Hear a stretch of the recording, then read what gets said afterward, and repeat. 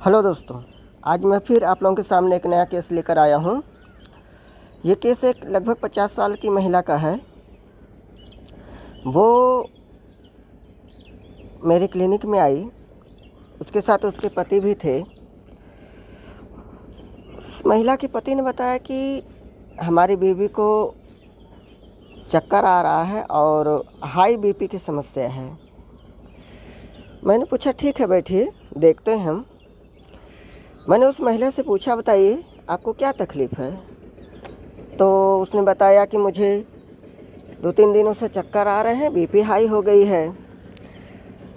मैंने पूछा क्यों, क्या बात है, कोई टेंशन है आपको? तो बोली नहीं, कोई टेंशन नहीं है मुझे। मैंने कहा नहीं, कोई ना कोई टेंशन ज़रूरी होगा, तभी आपकी बीपी इतनी हाई हुई है। तो बहुत पूछने के बाद उसने बताया कि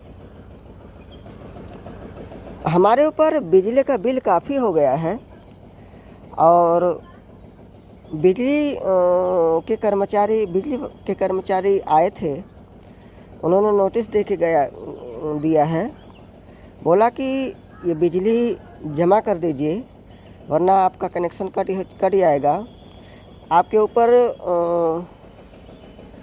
जुर्माना भी लगेगा। जब से ये बात मैं सुनी मुझे बहुत घबराहट हो रही है। तो मैंने कहा तो फिर बिजली का बिल आप जमा करवा दीजिए। तो उसने कहा कि मेरे 3 बेटे हैं, 2 बेटे तो जमा करने के लिए तैयार हैं, लेकिन तीसरा बेटा जो है उसकी बीवी बहुत दुष्ट है, वो जो है कि तैयार ही नहीं हो रही है। अब उसको लेकर मुझे बड़ा टेंशन होता है।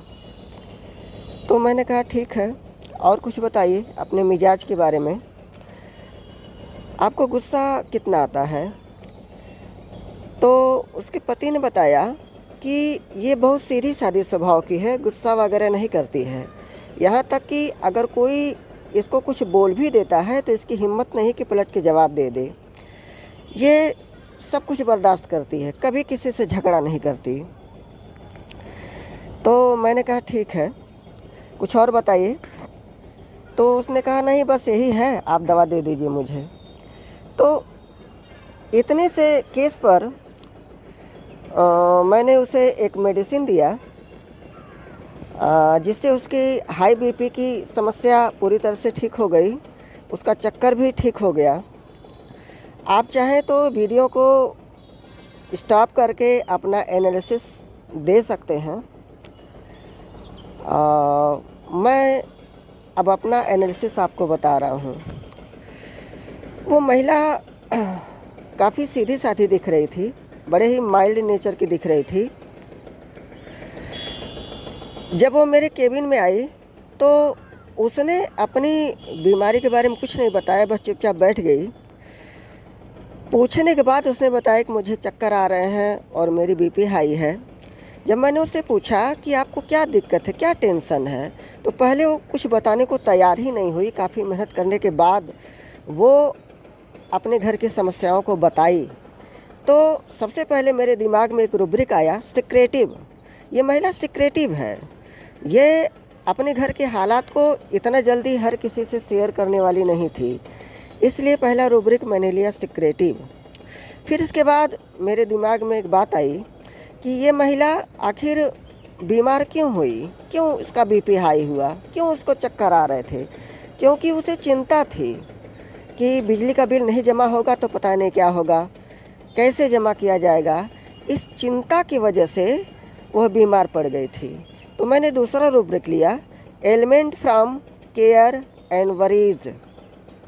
इसके बाद मैंने सोचा कि ये महिला जब से बैठी है पूछने पर बता रही है, नहीं तो अपनी बीमारी के बारे में ये कुछ बता नहीं रही थी।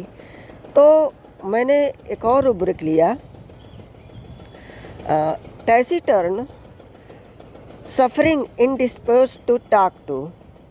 Taciturn suffering indisposed to talk to. फिर आगे मैं बढ़ा तो मैंने सोचा कि ये सीधी सादी महिला है और इसके पति ने भी बताया कि ये कभी किसी से झगड़ा वगैरह नहीं करती, ना ही गुस्सा करती है। इसकी तो हिम्मत ही नहीं होती कुछ बोलने की। तो एक रूब्रिक मेरे दिमाग में आया, cowardice without courage to express his opinion. जब मैं इन सारे रूब्रिक्स को क्लब किया तो मेरे सामने सिर्फ एक मेडिसिन आकर खड़ी हुई, और वह थी इग्नेशिया। मैंने उसे इग्नेशिया 200 की कुछ खुराकें दी सेकलेक के साथ, जिसने उसकी सारी प्रॉब्लम्स को सॉल्व कर दी। धन्यवाद।